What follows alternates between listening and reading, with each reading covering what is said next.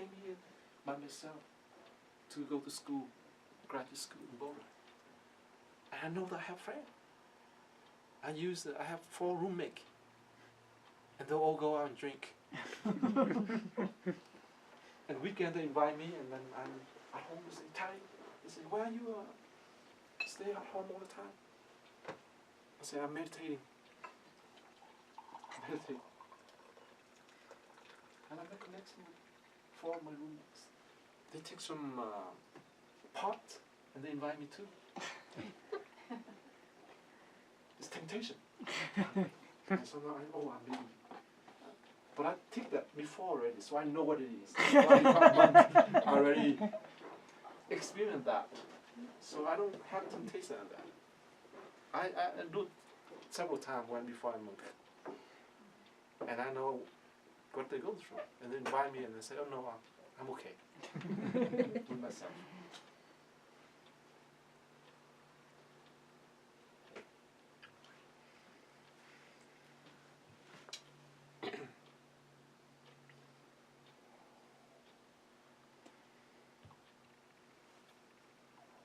So when you don't have love for yourself, it's very sad.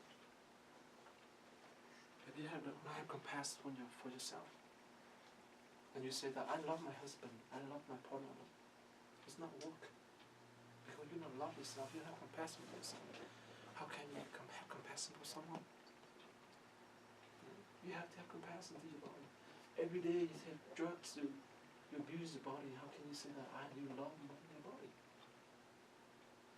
So once you're young, I want you not to step, not to involve into those areas.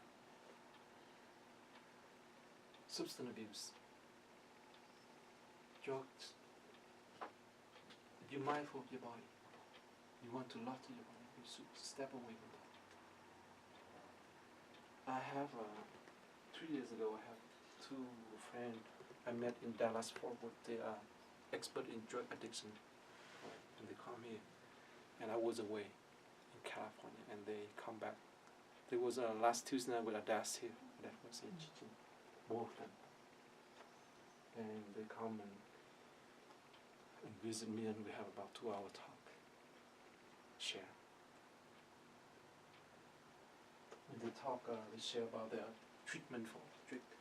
They live in Dallas Fort Worth, but they come in Broomfield to do some of their work. But they are Buddhist practitioners. They met me at the temple over there. So we talk about mindfulness, bringing mindfulness into treatment. Because mindfulness nowadays, if you type the word mindfulness on Google, the god of Google, you find a lot of things. Mindfulness now in school, mindfulness now in hospital, mindfulness in military, everywhere. So mindfulness become not a spiritual, but treatment.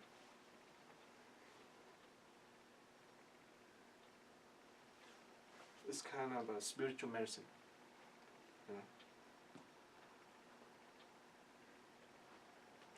And number 5 is make peace with imperfection, inside and outside. Dennis come here and say, I want to find some peace. Yes. And we all need peace for ourselves. I just cross the conversation and here, have a good family, have good everything. It doesn't mean that you have peace. It doesn't mean that you're able to relax. And I know a lot of families like this.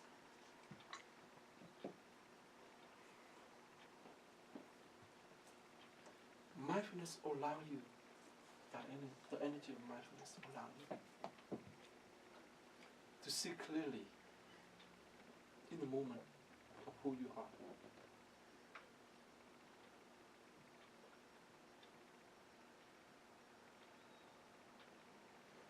And the Buddha say that peace have to become inside you. You cannot find peace outside of you. That's what the Buddha said. And mindfulness, this can be in you.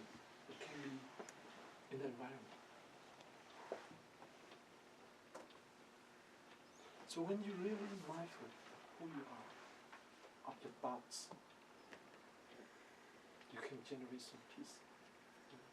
Allow your body to be quiet in the mindfulness space, in the awareness space. And you have to be patient, because mindfulness is not an instant noodle. Something that you say that I practice mindfulness. You can find that, but it's going to be very short lasting. You have to be patient with your practice.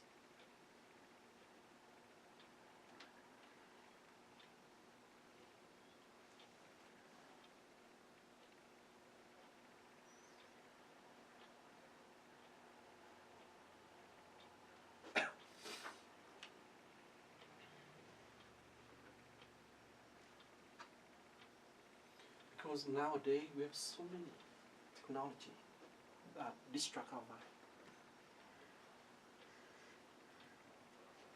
Everybody have iPhone, smartphone,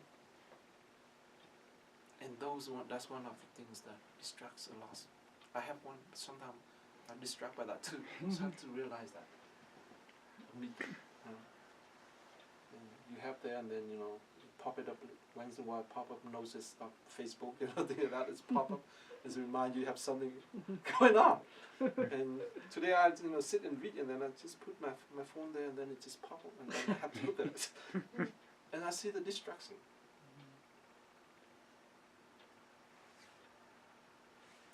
So we have social media, we have email, we have so many things to distract our body and distract our mind. We bombard it every moment of life. But what is mindfulness to help us to recognize that? To recognize that we are being distracted. Right? And we are being irritated. When we distract, we can be very irritated. And why we cannot be at peace with ourselves? And we cannot relax. Ask ourselves a question. Why do I have everything, but I cannot relax, and I cannot have peace in myself? You should be. If you have everything, you should be in peace with yourself. You should be able to relax, but you cannot. Why?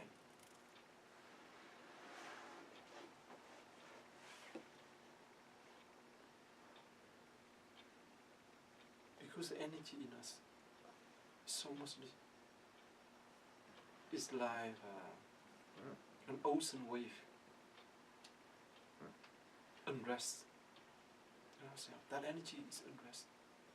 So we have to recognize that energy in the moment.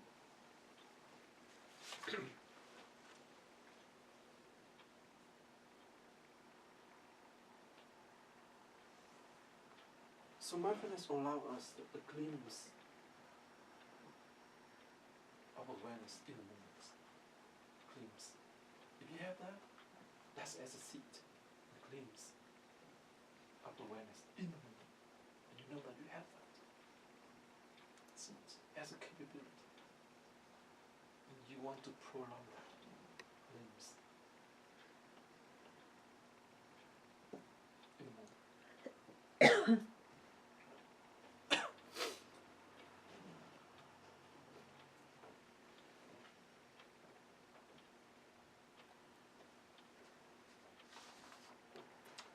So the 7 things, the number 7 is accept and appreciate.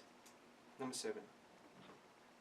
What was number 6, Thay? Number 6 is make peace with imperfection. Oh, I thought that was 5. Inside and outside. No, that's number 6. Oh, that's number 5. Sorry. And number 6 is embrace the vulnerability and trust.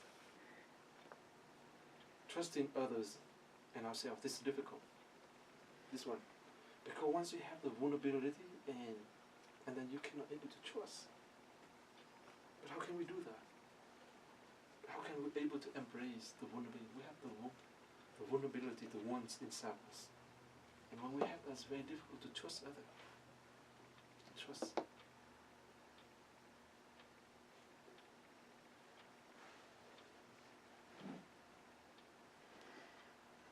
trust ourselves, we trust others.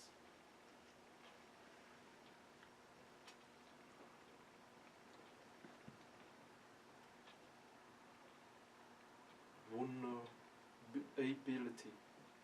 How do you say that word? Vulnerability. That means the wounds that inside us. And we all have that. And it's very difficult to trust. Just trust ourselves, trust our wants.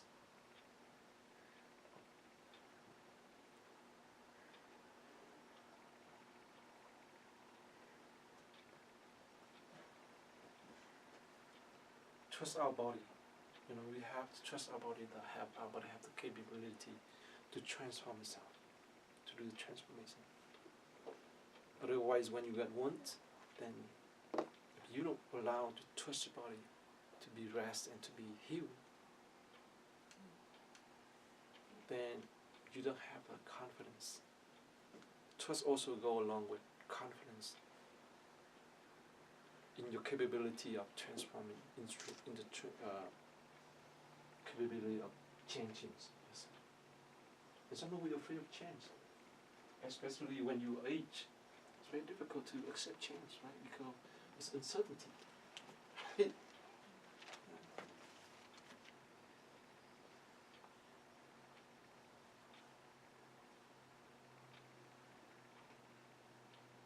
So that's why we have to practice when we are healthy.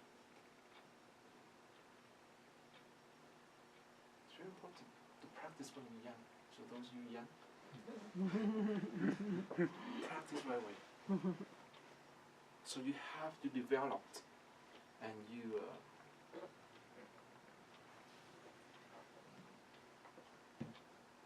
the strength, you develop the trust in yourself.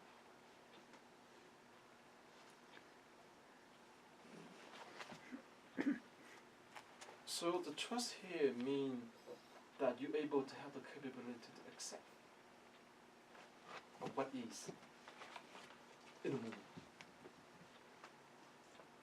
But if you're not able to trust, then you're not able to accept. Right? That's why number 7 is to accept and appreciate. Number 7 is to accept and appreciate. So the first thing is, in order to trust someone, you're able to accept the weakness of that person, the vulnerability of that person, and the vulnerability of ourselves also. Everyone has some degree of vulnerability in themselves, whether you talk it out or not. It's there. So if we don't mindful, as we track the path of life, we collect more vulnerability through our action, through our behavior, through our speech.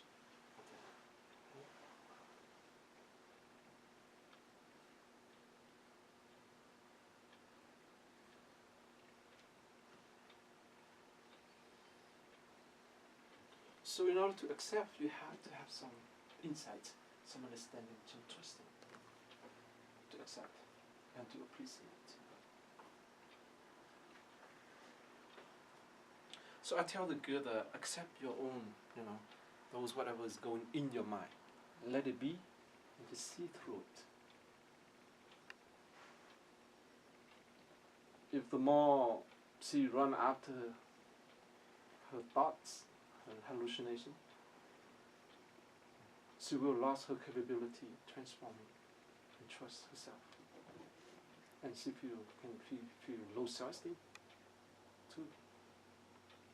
Especially when we are young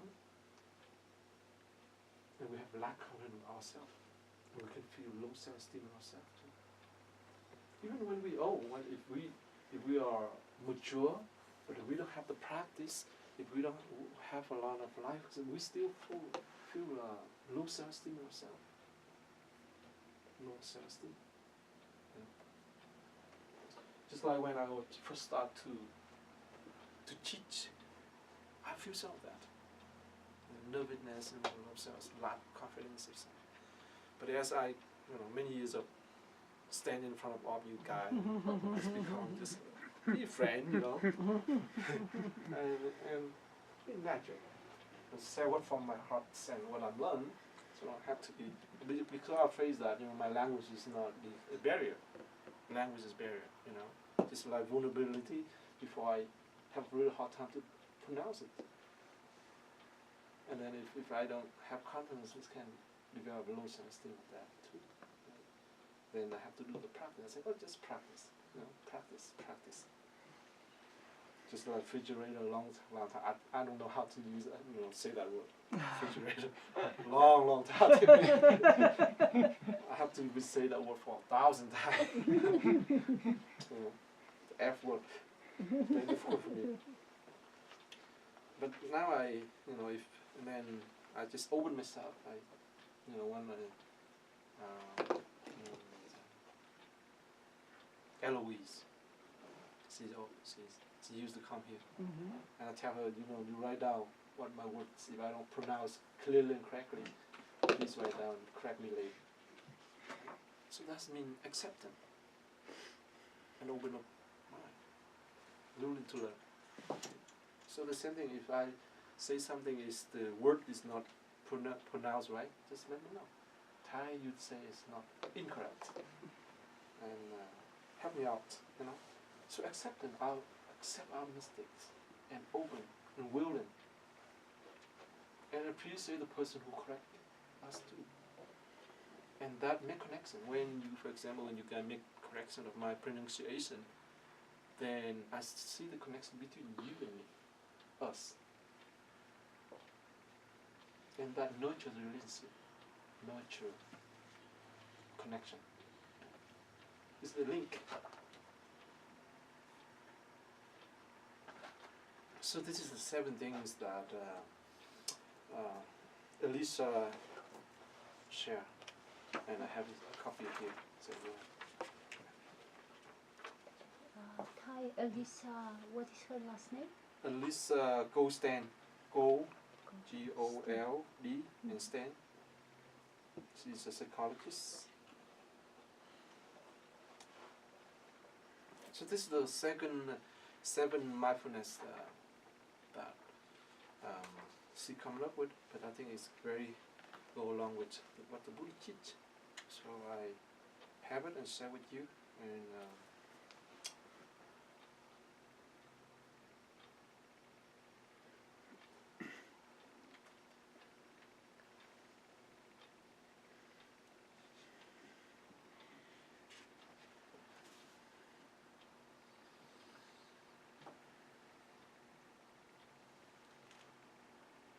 so what do you think the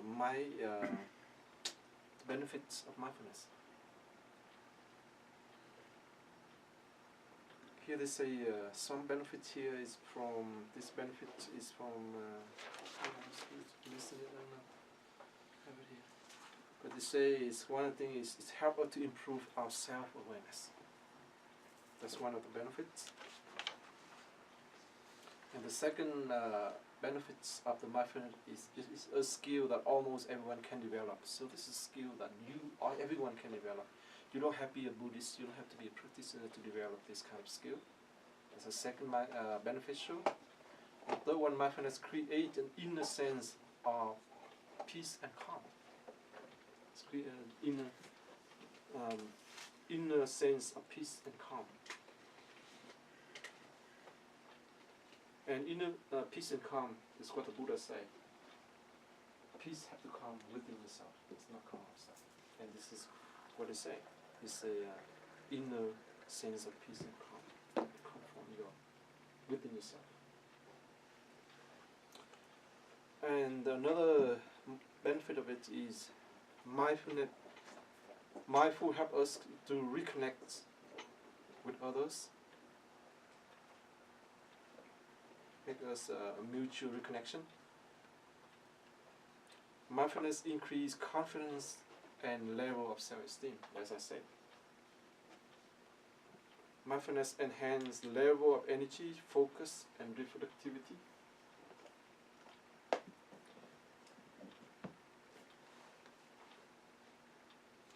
Mindfulness bring more compassion for the people around us and for ourselves.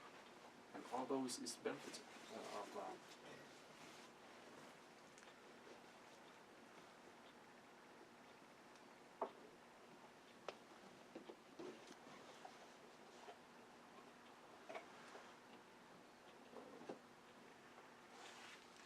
and nowadays, like Google, Facebook, Apple, Ford, and Night, they all offer mindfulness to their employee. You see the big company, they offer mindfulness to the employee. Because once the employee have strong quality of mindfulness, they live more peacefully, the things that they do more productivities. Right? So Thai Google used to invite Thai to offer mindfulness to their employee. Facebook too, Apple, or those big companies, Ford and Nike, they all offer mindfulness to their employees. So it's so universal. Mindfulness reduces stress, according to scientific.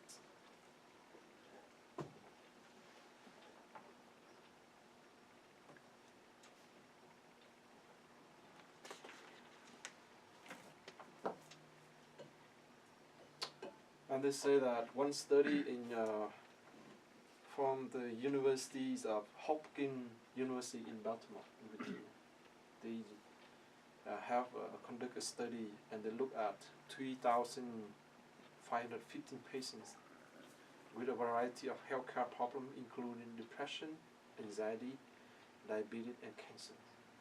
And 8 weeks of practice mindfulness meditation, the patient level of stress dropped along with their level of pain and anxiety. So research showed that. Hopkins is one of the big universities, right? And well-known universities. So we are lucky, right? We are lucky. We're all introduced to mindfulness practice. Even the police departments now are using Correct. And police department and the prison. They introduce vipassana meditation of mindfulness, body and feeling, all those. In school, like kids, if you go when you print on, you type on Google on like school for very young kids, they also bring mindfulness into class to help like children with like we call hyper. What is the term called? PTSD. ADHD. Right. Also. So if you have ADHD, you also practice it. Practice that as hyper energy. And here on Sunday school, for children here, we offer a lot of almost every our teacher here, we teach kids mindfulness so that they can go home and apply it at their home in their school. Okay.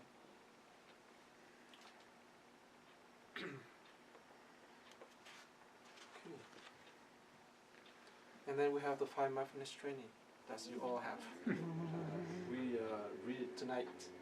We'll recite the 5 mindfulness training also, just to remind us of the 5 trainings, how to conduct our life as a better life.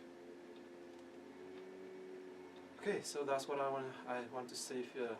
Normally I talk over, so today I talked about 45 minutes. Try to control my habit.